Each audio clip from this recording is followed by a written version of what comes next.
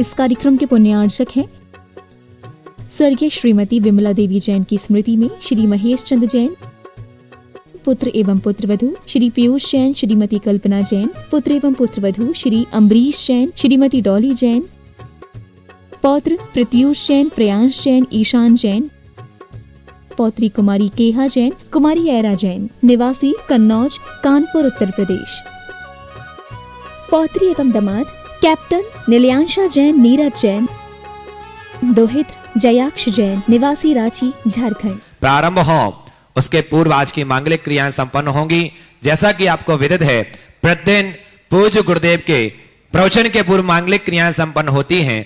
इसके श्रावक श्रेष्ठी के लिए आप 51,000 रुपए की राशि की स्वीकृति से आप एक टिकट में 5-5 फायदे, शांतधारा का सौभाग्य, आचार्य भगवान के समक्ष चित्र अनावरण, दीप प्रज्वलन, पूज्य मुनिवर का पाद प्रक्षालन और शास्त्र दान का यह सौभाग्य प्राप्त कर सकते हैं।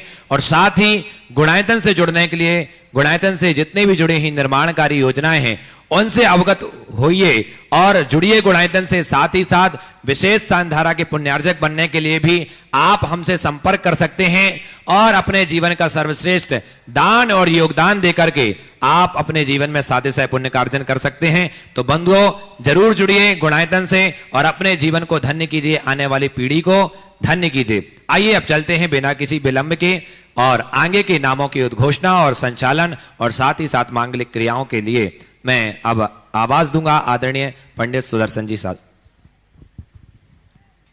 गुरुदेव के प्रवचन हो उसके पूर्व मांगलिक ज्ञान संपन्न करने के लिए श्रीमान श्रोमणी संरक्षक गुणायतन के श्रीमान चंदसेन जी, विनोद जी, कमलेश जी, आशीष जी, मेघा, अतिन पूजा, ऋचा विवेक जी जैन, समस्त परिवार, रामपुर वाला परिवार आए और गुरुदेव के चित्त कमल करके इस कार्यक्रम को गति प्रदान करें। साथ ही आए श्रीमान कमल जी, नीलम जी सोगानी, ट्रस्टी गुणायतन जयपुर से और मांगलिक ज्ञान संपन्न करके अपने जीवन को धन्य करेंगे। आइए चित्त नवर करें, दीप प्रज्वलन करें और गुरुदेव के कर कमलों में शास्त्र दान करके इन क्रियाओं को संपादित करेंगे। श्रीमान श्रोमणी संरक्षक गुणायतन विनोद जी, आशीष जी जैन परिवार, श्रीमान कमल जी, नीलम जी सोगानी परिवार जयपुर। विद्यासागर विश्वबंध श्रमणम भक्त्या सदा संस्तुवे सर्वोच्चम यमनम विनम्य परमम सर्वार्थ सिद्धि प्रदम ज्ञान ध्यान तपोभिरक्त मुनिपम विश्वश विश्वाश्रयम साकारम श्रमणम विशाल हृदयम सत्यम शिवम सुंदरम विद्या गुरु वंदनम विद्या गुरु वंदनम। और दीप प्रज्वलित करके इस सभा को जत्न प्रदान कर रहे हैं हमारे पुण्यार्जक परिवार। साथ ही गुरुदेव के कर कमलों में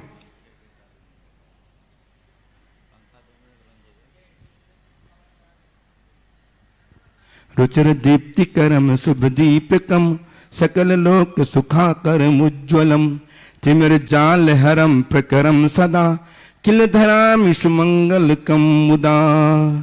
ओम ह्रीम अज्ञानतिमिरम दीपकम प्रज्वालयामिति स्वाहा। अपने माथे में धन्यवाणी सजाएं और गुरुदेव कर कमलों में अर्पित करने के लिए आए। श्रीमान विनोद जी, आशीष जी जैन देहरादून, श्रीमान कमल जी, नीलम जी शोगानी जयपुर। जिनवानी जग मैया जन्म दुख मेट दो, जन्म दुख मेट दो, मरण दुख मेट दो, जिनवानी जग मैया जन्म दुख मेट दो। और गुरुदेव की पाद पहचान करके अपने जीवन के संचित पापों का क्षय करने का शुभ अवसर आज के पुण्यार्जकों के समक्ष लीजिए। तेरे चरणों की धूल बाबा चंदन गुलाल बने, जिसने भी लगाई मस्तक उसकी तकदीर बने। तेरे चरणों की धूल बाबा चंदन गुलाल बने। और आज हमारे बीच में श्रीमान कमल जी नीलम जी सोगानी ट्रस्टी जयपुर उपस्थित हैं। उनका सम्मान करने के लिए गुणायतन की ओर से गुणायतन के शिरोमणि संरक्षक श्रीमान विनोद जी आशीष जी जैन देहरादून उनका सम्मान करके गुणायतन के गौरव को संवर्धित करेंगे।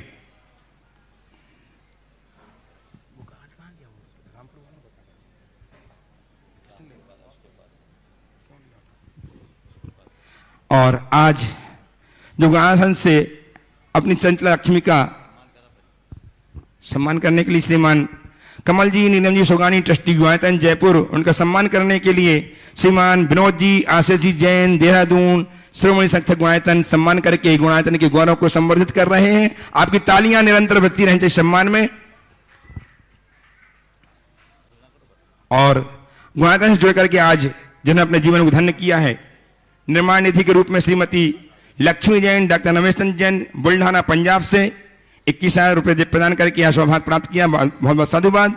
श्रीमती मैना देवी छावड़ा श्री भागचंद जी छावड़ा मरोठ वाले जयपुर से, श्रीमती पुष्पा जैन पुत्र श्री राजीव जैन दिल्ली से, परेश बी शाह दर्शन पी शाह सुभद्रा बेन शाह मुंबई से, श्रीमती श्रेया संजय जैन श्रीमती आरती मनोज जैन सागर से, श्रीमती रेखा गोयल संयम गोयल के जन्मदिन के शुभ अवसर पर छिंदवाड़ा से, श्री विकास जी आकृति जैन जन्मदिन के अवसर पर मंजुलता जैन निशा जैन गाजियाबाद से, श्रीमती रेखा गोयल स्वर्गीय जयकुमार धर्मपति श्रीमती रेखा जी के सुपुत्र संयम गोयल के जन्मदिन के अवसर पर छिंदवाड़ा से इन्होंने यह सौभाग्य प्राप्त किया, बहुत बहुत साधुवाद। 5 ग्राम की सोने की बाली प्रदान करके अपने जीवन को धन्य करने वाले श्रीमती मुंडरा देवी काला, श्री रमेश जी संतोष जी काला धोध वाले बोकाजान गुवाहाटी आसाम से, बहुत बहुत साधुवाद।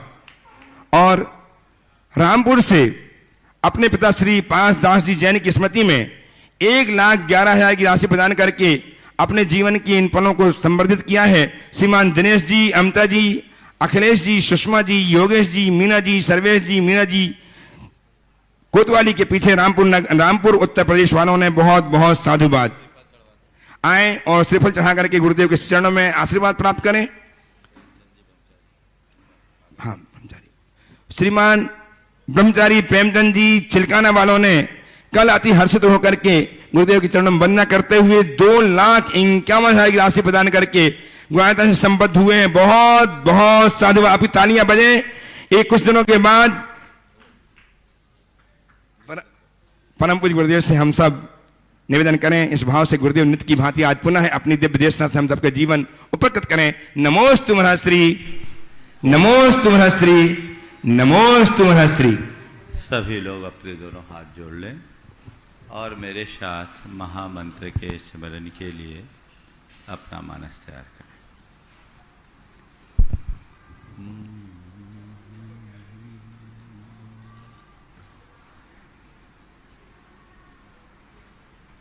नमो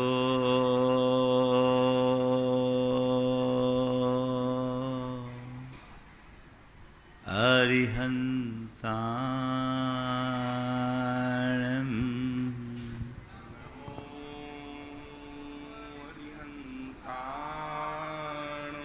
नमो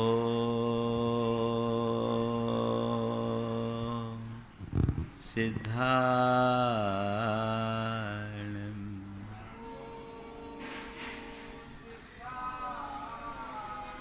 नमो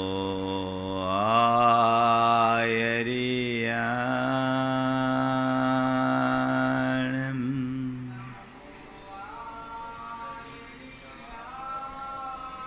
नमो उवज्झायां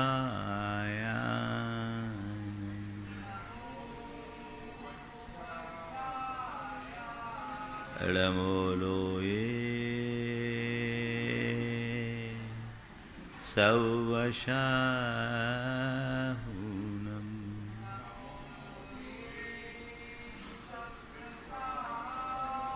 एषो पंचे अळमुयारो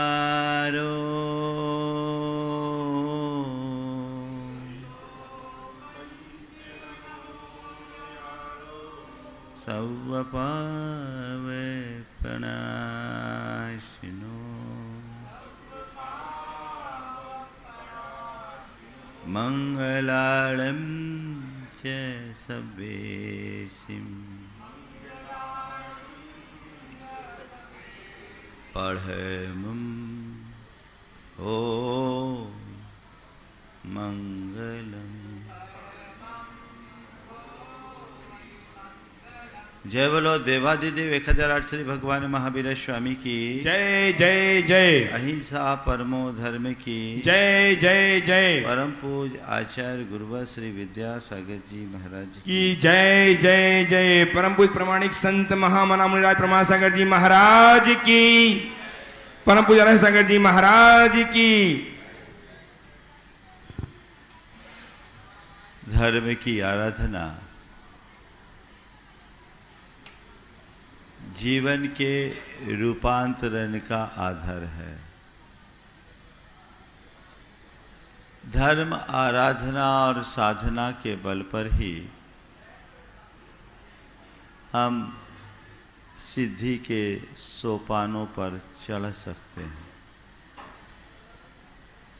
धर्माराधना की शुरुआत स्वयं की पहचान से होती है और उसकी परिपूर्णता स्वयं की उपलब्धि में। हमारी पूरी साधना प्रक्रिया स्व के पहचान से लेकर स्व की उपलब्धि तक है।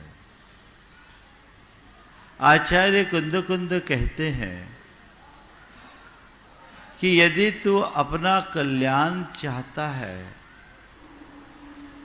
तो तू सबसे पहले ये जान कि आखिर तू है कौन। विगत दिन सम्यक्त की चर्चा करते हुए हमने कहा था जीवादि सद्धनम सम्मतम, जीवादिक तत्वों का श्रद्धान करना सम्यक्त है। मैं जीव हूं इस बात को तुम समझो। अपने आप के भीतर झांक कर देखो, अपने अंतर में उतर कर देखो कि तुम अपने आप को क्या मानते हो, क्या महसूस करते हो और अपने आप में अपने आप के विषय में क्या जानते हो। यथार्थ ये है कि संसार के हर प्राणी ने अपनी एक काल्पनिक छवि गढ़ रखी है और उसी छवि को अपनी पहचान का आधार बना रखा है। थोड़ी देर के लिए हम विचार करें, आप आंखें बंद करें, मैं क्या हूं, क्या उत्तर आएगा? सबसे पहले अपना नाम आएगा। मैं कौन हूं तो मेरे नाम के साथ मेरे जितने रिश्ते नाते जुड़े हुए वो आएंगे। मेरी स्थिति क्या है तो मैंने अपने साथ जितनी भी चीजें जोड़ रखी है वो आएंगी। हमने अपनी पहचान नाम और रूप के साथ जोड़ रखी है।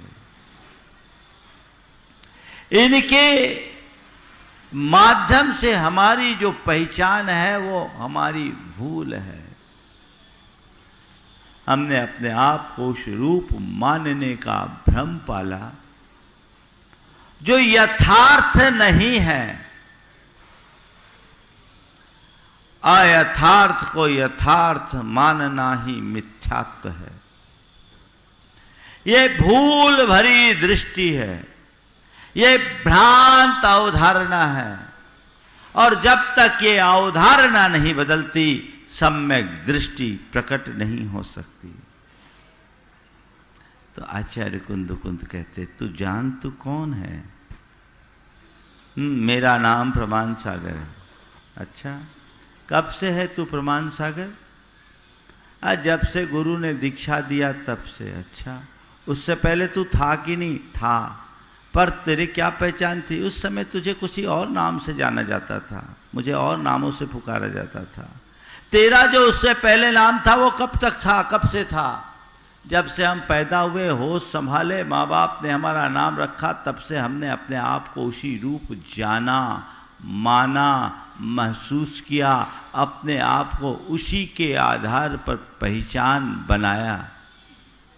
ठीक है, तू पैदा हुआ, तेरा नामकरण हुआ, उससे पहले भी तू था कि नहीं था? था तो, पर मेरा क्या नाम था मुझे पता नहीं है। पता किसी को? किसी को क्या नाम था पता है? नहीं ना। चल, अभी तुझे प्रमाण सागर के नाम से जाना जाता है, तू अपने आप को प्रमाण सागर मानता है ना। कब तक रहेगा ये प्रमाण सागर? कब तक रहेगा? जब तक शरीर में सांसों की हलचल होगी। जिस दिन सांसें समाप्त हो जाएगी,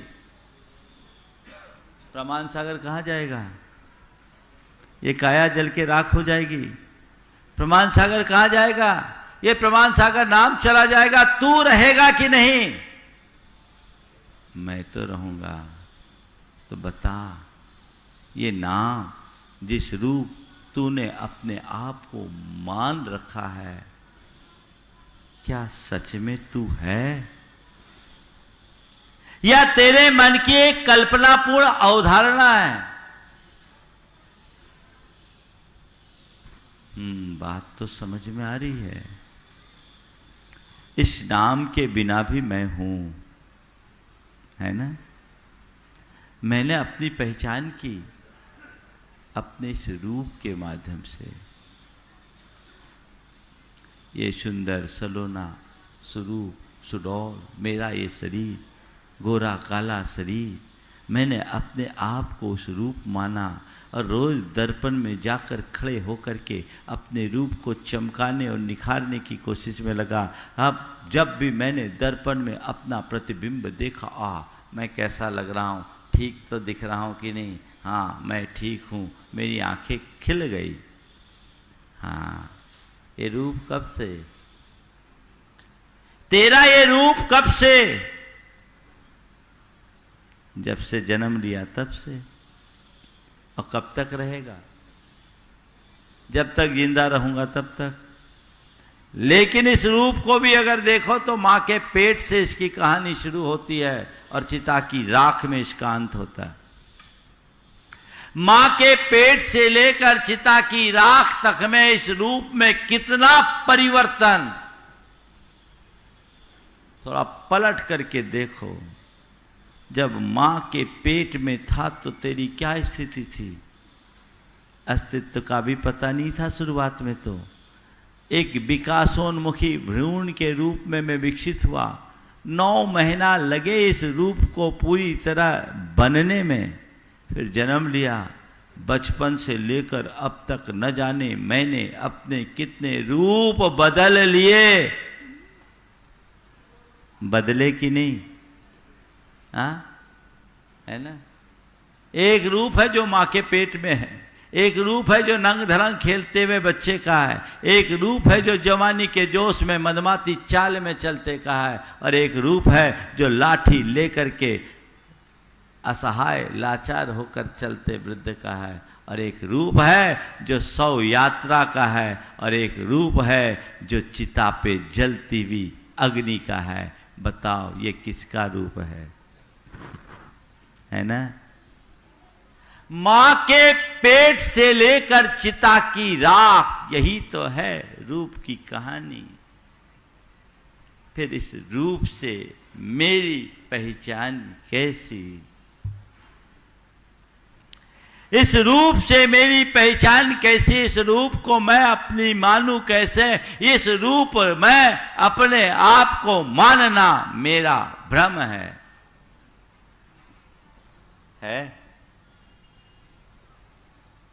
संत कहते हैं समझो, मैंने अपने आप को और भी मान रखा हूं। मैं एक बड़ा मुनि हूं, मेरी बड़ी प्रभावना है, जगत में मेरा नाम है, हजारों लाखों की संख्या में मेरे भक्त हैं, लाखों लोग रोज मुझे सुनते हैं, समय होने के पहले वे टकटकी लगाकर बैठ जाते हैं, है ना। यही मेरी पहचान है, ये मैं हूं। तो आचार्य कुंद कुंद कहते हैं, अगर ये तूने अपनी पहचान बना ली तो ये भूल है। ये कब तक की? आज तो इस रूप दिख रहा है, इससे पहले तू क्या था? और ये रूप तेरा कब तक रहेगा? तेरे जैसे कई बड़े बड़े नाम चीन मुनि और आचार्य आए, वे भी यहां नहीं टिके। तो तू किस खेत की मूली है, तुझे भी यहां नहीं टिकना। हाँ, हो सकता है कुछ दिन तक तेरा नाम लोग याद करते रहे, पर उसे भी लोग भूल जाएंगे। भगवान ऋषभदेव से लेकर महावीर और भगवान महावीर से लेकर आज तक में हजारों आचार्य मुनि हुए, अनगिनत हुए होंगे। ऋषभदेव से तो कितने के नाम जानते हैं? कितने के नाम? 150, और उनमें भी प्रमुखों में 10-20। तो तू अपने आप को इस रूप कहां मान रहा है? तो इस रूप नहीं है, ये तेरा भ्रम है। इस भ्रम का निवारण होना चाहिए। माना तुझे नाना नामों से पुकारा जाता है, और माना तू नाना रूप धारण करता है, फिर भी तू नाम नहीं, रूप नहीं, अनाम अरूप ही तेरा स्वरूप है। उसे पहचान, तू चिद रूप है। अपने भीतर के अनाम अरूप स्वरूप को पहचानना, उसका श्रद्धान करना ही सम्यक की सबसे बड़ी पहचान है। मैं कौन, उसे जानो। अभी तक तो अज्ञानता में जो मैं नहीं हूं, वही मैं अपने आप को महसूस करता आया। मैंने अपने आप को रागी, द्वेषी, मोही, कामी, क्रोधी, लोभी, इस रूप ही अपनी पहचान बनाया। इसी रूप अपने आप को मानता रहा हूं। लेकिन ये मैं कहां हूं, ये समझो। लेकिन हमारे संस्कार हमें उल्टी दिशा में खींच लेते हैं। मैंने सुना है दक्षिण अफ्रीका में एक व्यक्ति बहुत अच्छा अभिनेता था, और वह केवल अब्राहम लिंकन का रोल किया करता था। अब्राहम लिंकन का उस व्यक्ति ने 40 साल तक रोल किया। वैसी चाल, वैसी ढाल, सब कुछ वैसा ही। पर सबसे मजे की बात तो यह है, रोल करते करते वो अपने आप को अब्राहम लिंकन कहना शुरू कर दिया। I am Abraham Lincoln. अपने आप को अब्राहम लिंकन मानना शुरू कर दिया। अब लोग कहे कि भैया तुम लिंकन है, बोले कैसे नहीं, मैं लिंकन हूं। कहते हैं कि उस व्यक्ति को लाई डिटेक्टर पर रखा गया, झूठ बोलने की पकड़ने की मशीन पर, ताकि अब तो सच बोलेगा। जब लाई डिटेक्टर पर रखा गया तो वो भी सोचा झंझट खत्म करो, मैं बोल देता हूं मैं लिंकन नहीं हूं। झंझट खत्म करो, मैं बोल देता हूं मैं लिंकन नहीं हूं। और जैसे ही उसने बोला कि मैं लिंकन नहीं हूं, लाई डिटेक्टर ने कहा यह झूठ बोल रहा है। उसकी चेतना में मैं लिंकन हूं यह संस्कार इतना गहरा गया था। हम तुम सबके अंदर अनादि के ऐसे ही संस्कार हैं, जो हमें यह मानने नहीं देता कि मैं शुद्ध चैतन्य आत्मा हूं। संस्कार राग के, देश के, मोह के, काम के, क्रोध के, लोभ के, मद के, मान के भरे पड़े हैं। बार बार बार बार पुनः पुनः चित्त उधर भागता है, और जब चित्त उधर भागता है तो मन डगमगा जाता है, उधर ही निकलता है। आचार्य कुंद कहते हैं इस धारणा को बदलो, अपनी श्रद्धा को जमाओ कि मैं शुद्ध चैतन्य आत्मा हूं। ये श्रद्धा जगाओ। तो कैसे जगाएं? महाराज ने प्रवचन में कह दिया मैं आत्मा हूं, मैं शुद्ध आत्मा हूं। बस आज से हमने तय कर लिया मैं शुद्ध आत्मा हूं। बोलो, अभी ऐसे जो शुद्ध आत्मा हूं के रट लगाएंगे ना, उनको लाई डिटेक्टर पर कहेंगे तो कहेगा ये गलत बोल रहा है, मुंह से बोल रहा है मैं शुद्ध आत्मा हूं और इसके अंतरात्मा में अनात्मा डोल रहा है ना? वो अनात्मा डोल रहा है क्योंकि अनात्मा का संस्कार प्रकार है। इसका मतलब जैसा श्रद्धा तुम्हें तुम्हारे स्वरूप के प्रति रखना चाहिए वो अभी प्रकट नहीं हुआ है। वो श्रद्धा प्रकटाएं।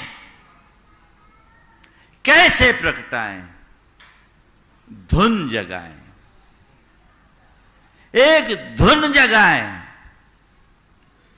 मैं शुद्ध आत्मा हूं, मैं शुद्ध आत्मा हूं, मैं शुद्ध आत्मा हूं, मैं शुद्ध आत्मा हूं, मैं चैतन्य आत्मा हूं, मैं चैतन्य आत्मा हूं।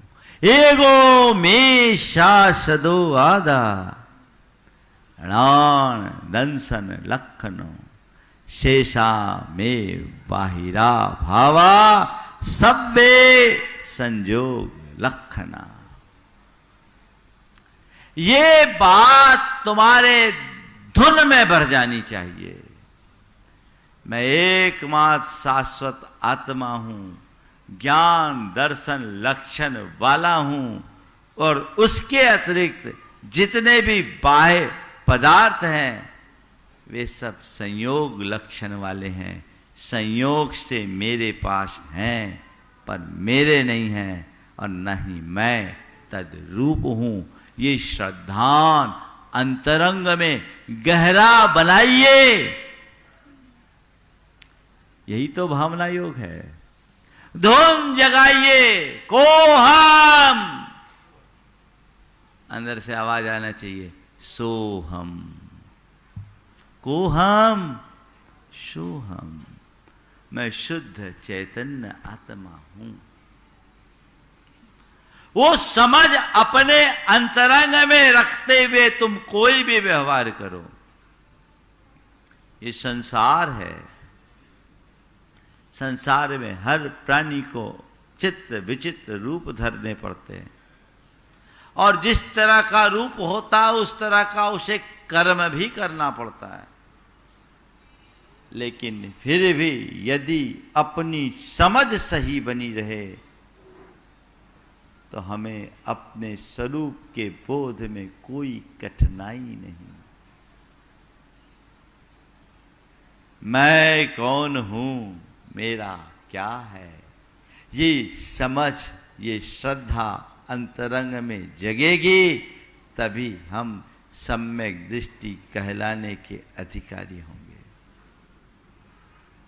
आचार्य कुंद कहते हैं, जह नाम को भी पुरुषो रायाणम जाने दोन सद्दह दी, अनुचर दी तो तम अनुचर दी पुनो अथत्थियो पयत्तेन, एवं ही जीवराया ना दब्बो पुन सद्दहे दब्बो, अनुचर दब्बो यपुनो सोचेव दुमोख कामीन। आचार्य कुंद बहुत सुंदर उदाहरण से हमें हमारी आत्मा के श्रद्धान ज्ञान और आचरण की प्रेरणा दे रहे हैं। जैसे अर्थ का इच्छुक कोई मनुष्य राजाओं को जानता है, उस पर श्रद्धान करता है, राजा के विषय में जानकारी रखता है, उससे श्रद्धान करता है और उसके अनुकूल प्रवृत्ति करता है, तो राजा उसे प्रसन्न होकर कोई अर्थ लाभ देता है ना। जिससे कुछ चाहिए, उसके बारे में जानकारी चाहिए, उसके ऊपर भरोसा चाहिए, उसके अनुकूल वृत्ति। तो कह रहे हैं अर्थ के अर्थी धन का इच्छुक मनुष्य राजा को एक बारे में जाने, उसका श्रद्धान करे और उसके अनुकूल आचरण करके अपना काम करे, ये ठीक है। लेकिन यदि तू मोक्ष का कामी है, अपने दुखों से मुक्ति चाहता है, तो एवं ही जीव राया ना दब्बो। अपने भीतर विराजमान जीव रूपी राजा को जानो, जानना चाहिए। सद्दहे दब्बो, उसका श्रद्धान करना चाहिए। अनुचर दब्बो अपनो, और उसका अनुसरण भी करना चाहिए। क्यों? सो चेवदु मोक्ष कामेन, अगर मोक्ष की कामना है तो शब्दों में जीव की व्याख्या बहुत सरल है। मैं शुद्ध निराकुल चेतन आत्मा हूं। मैं शुद्ध आत्मा हूं, इससे कहने से क्या होगा? अंतरंग में ऐसा श्रद्धान होना चाहिए। कई लोग होते हैं जो श्रद्धान होता नहीं, श्रद्धान का ढोंग करते। एक ब्रह्मज्ञानी पंडित थे, वो काशी के विद्वान थे। उनका एक शिष्य था, वो एक उच्चाधिकारी हो गया। तो वो उसके यहाँ गए, सर्दी का समय था, सुबह सुबह से स्नान का समय हुआ। शिष्य ने कहा कि गुरुजी नहा लीजिए, स्नान कर लीजिए। गुरुजी नहा लीजिए, स्नान कर लीजिए। बोले बेटे मुझे स्नान की जरूरत नहीं है, मेरे भीतर तो ज्ञान की गंगा बहती है। क्या कहा? ज्ञान की गंगा बहती है। शिष्य को अटपटा लगा, पर गुरु से बहस करना उसने अनुकूल नहीं समझा। ठीक है, उसने बनवाई बाटियां, दाल बाटी, और गुरु को खिलाया। बीच में गुरु पानी पीने लगे। गुरुदेव बाटी खा लीजिए, पानी बाद में देखिएगा। बाटियां खिला दी। गुरु कमरे में चले गए। इसने कमरा बाहर से बंद कर दिया। कमरा बाहर से बंद कर दिया। पेट में बाटी फूले, उधर सूल हो, दर्द हो, और चिल्लाए बेटा पानी पिला, पानी पिला, बहुत जोर से प्यास लग रही है, पानी पिला, मेरे पेट में दर्द भी हो रहा है। शिष्य ने कहा गुरुदेव आपके अंदर तो ज्ञान की गंगा बह रही है, पानी की क्या जरूरत? आपके अंदर ज्ञान की गंगा बह रही है, पानी की क्या जरूरत? ऐसी सतही ज्ञान रखने वालों का कुछ ऐसा ही हश्र होता है। सतही नहीं, तह में मुझे आत्म श्रद्धान प्रकट करना है। तत्व के प्रति दृष्टि का मतलब यही है, वही हो। अपना व्यवहार कुछ भी करो, समझ साफ रखो। मैं पुनः दोहरा रहा हूं, व्यवहार चाहे जो हो, समझ सही होनी चाहिए, कभी दुखी नहीं होगे। देखो, आप कोई फिल्म देखते हैं, कोई नाटक देखते हैं, नाटक में बड़े बड़े एक्टर होते हैं, सब अरबों की संपत्ति के धनी होते हैं, लेकिन वो कैसा एक्टिंग करते हैं? जैसा स्क्रिप्ट उन्हें दिया जाता है करते हैं। कई बार ऐसा भी देखने में आता है,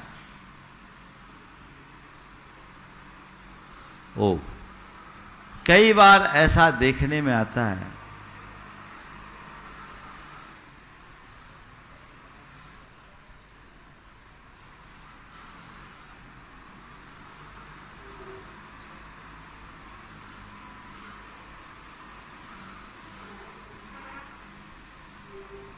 ओ।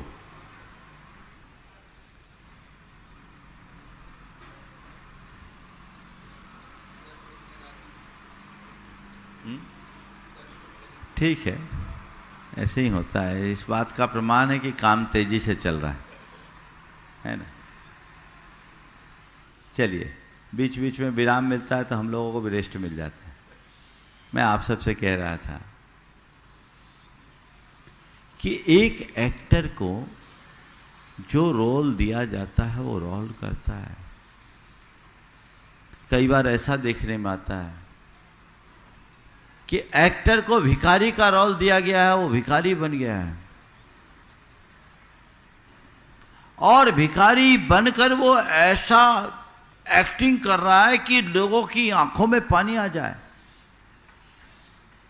ऐसा लगे कि साक्षात भिखारी है। देखा है ना आपने? पर मैं आपसे पूछता हूं,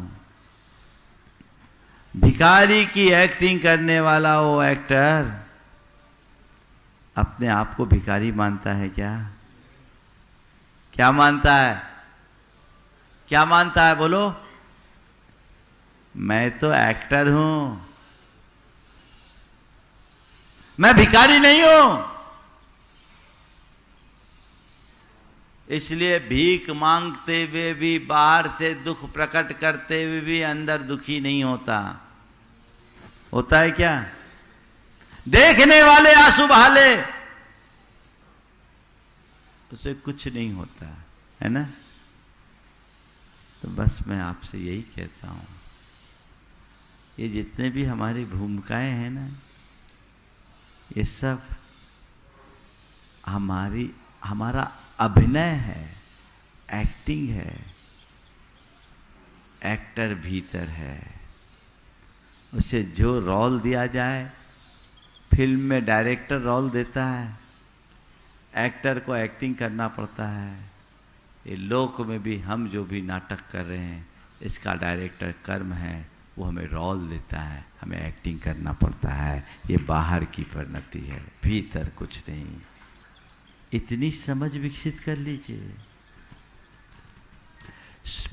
व्यवहार में सब कुछ करते हुए भी समझ साफ, ये मेरा स्वरूप नहीं है, मैं इस रूप नहीं हूं। आज मेरे जीवन में सुख आ रहा है तो मैं सुखी नहीं, जीवन में दुख आ रहा है तो मैं दुखी नहीं, अनुकूलता है तो अनुकूल नहीं, प्रतिकूलता है तो प्रतिकूल नहीं। ये तो बाहर की परिणतियां हैं। मैं इस रूप नहीं हूं, ये भूमिका मेरे द्वारा निभाई जा रही है, मैं निभा रहा हूं, पर मैं भीतर चैतन्य स्वरूप हूं। मेरे अज्ञान के कारण, मेरे प्रमाद के कारण कर्म अर्जित होते हैं, और अर्जित कर्म के कारण मुझे अलग अलग भूमिकाएं मिलती है जिसे मुझे पूरा करना है। ये सोच अपने भीतर विकसित कर लें, समझ लें हमने तत्व का सही श्रद्धान कर लिया। जिसकी चेतना जागरूक है वो यही सोचती है, और जिसकी चेतना जागरूक नहीं है वो अज्ञानी कहलाता है, वो मूढ़ कहलाता है। आचार्य कुंद ने उसे अप्रतिबुद्ध कहा है। बड़े साफ शब्दों में कहते हैं, कम्मे नो कम मम्मीय अहमिदि अहकम च कम नो कम जाए सा खल बुद्धि अपरिबुद्धो हवदिताव। जब तक कर्म और नोकर्म में ये मैं हूं और ये मेरे हैं, जा ऐसा खल बुद्धि, जब तक तुम्हारी ऐसी बुद्धि है, अपरिबुद्धो हवदि तावता, अपरिबुद्धो हवदि, तब तक तुम अप्रतिबुद्ध होगे। अप्रतिबुद्ध हो यानी अभी तुम्हारे अंदर सच्चा ज्ञान विकसित नहीं हुआ। तुम्हें अपनी समझ विकसित नहीं हुई, तुमने अपने आप को पहचाना नहीं। ये कर्म है, नो कर्म है। ये शरीर आदि जितनी भी संपर्क की सामग्रियां हैं, इनमें मैं और मेरे पन का जब तक एहसास है, तब तक आप प्रतिबुद्ध हो। कहते हैं अप्रतिबुद्ध मत बनो, प्रतिबुद्ध बनो। अप्रतिबुद्ध का मतलब जानते क्या है? मूर्ख है। क्या कहते हैं? अप्रतिबुद्ध को क्या बोलते हैं? मूर्ख। समझ गए ना? आपको कोई मूर्ख बोल दे तो अच्छा लगेगा? हाँ, नहीं लगेगा ना। मूर्ख बोलोगे, मूर्ख कोई कह दे तो अच्छा लगेगा ही नहीं, चुप जाएगा।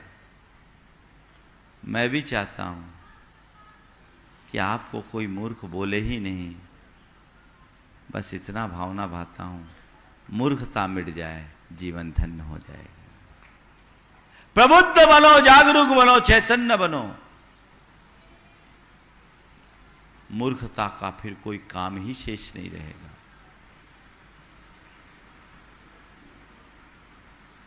अप्रतिबुद्धो हवदिताव। ये मूर्खता समाप्त होनी चाहिए। जीवन की दिशा सुनिश्चित होनी चाहिए।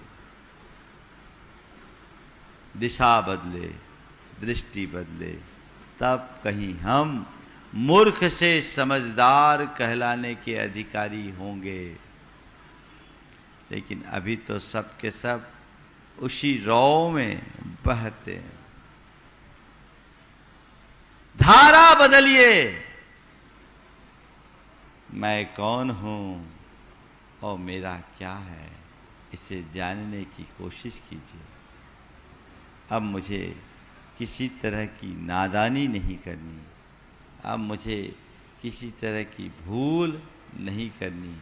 अपने आप को जानना है, अपने आप को पहचानना है। अपने आप को जानने और पहचानने के साथ अगर मेरी वृत्ति होगी तो मेरा जीवन धन्य हो सकेगा। वो दृष्टि कम में नो कम में, अहमिदी अहकम च कम नो कम, जा ऐसा खल बुद्धि अपरिबुद्धो हवदि ताव की उक्ति को ठीक तरीके से समझने की कोशिश कीजिए। एक बार समझ गए तो बेड़ा पार हो गया।